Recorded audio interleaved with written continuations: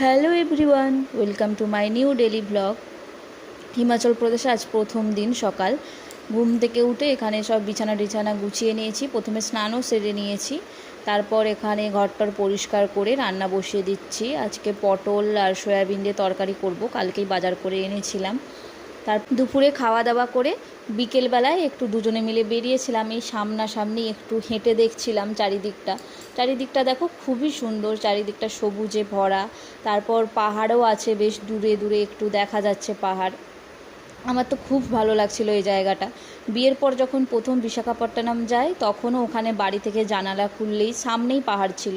এই পাহাড়টা একটু দূরে, কিন্তু রান্নাঘর থেকে ভালোই সুন্দর দেখা যায় পাহাড়টা। ওই দেখো দূরে মেঘের মধ্যে পাহাড়, খুব সুন্দর লাগছিল। আমার তো বেশ ভালো লাগছে এখানে এসে এই জায়গাটা। চারিদিকটা এত সুন্দর, তার মধ্যে বৃষ্টিও পড়ছিল বলে আরও বেশি সুন্দর লাগছে। তারপর একটু ঘুরে টুরে এখন সন্ধে হয়ে